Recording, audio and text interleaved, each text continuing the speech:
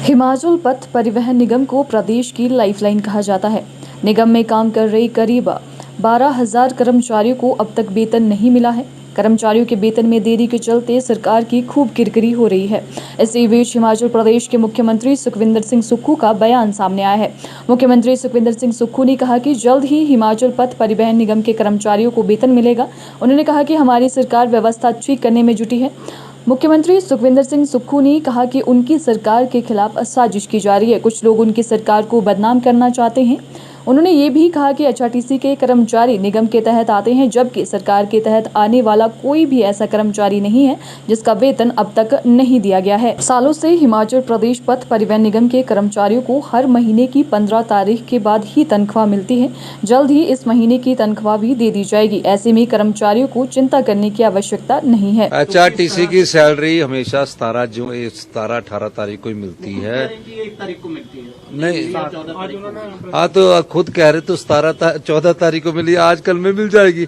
HRTC का Bharatiya Janata party ने पिछले 3 साल से ओवर टाइम नहीं दिया था, नाइट नहीं दी थी। मैंने उनकी ओवर टाइम और नाइट की आधी पेमेंट कर दी है और आधी हम वो करने जा रहे हैं। भारतीय जनता पार्टी से पूछा जाना चाहिए ना कि वो 3 साल से उनके नाइट और ओवर टाइम क्यों नहीं दिया गया।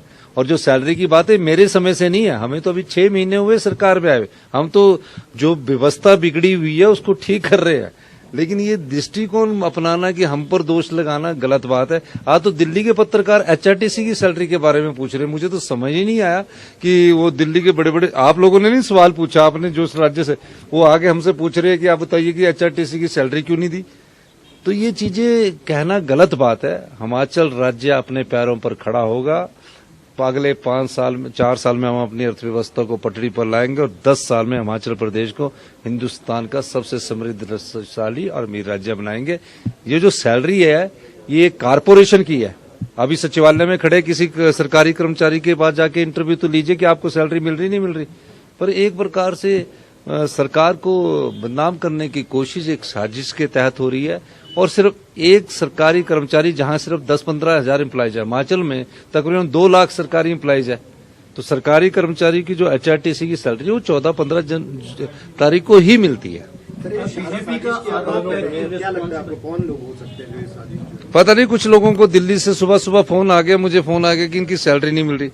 अरे प्रदेश में और कार्य हो रहे हैं और कोई ऐसी घटना घटी, जैसे ये तो काफी लोग दिल्ली से पत्रकार पूछ रहे हैं कि सैलरी नहीं मिल रही। पता नहीं किसके तहत। आज तक तो सवाल नहीं, पिछले महीने भी उनको 15 तारीख को सैलरी मिल रही, इस महीने भी 15 तारीख को सैलरी मिल रही, पिछले 10 साल से 15 तारीख से सैलरी मिल रही है। पर आज पता नहीं मुझे खुद भी नहीं समझ आया कि क्यों ऐसी बात है। उन्होंने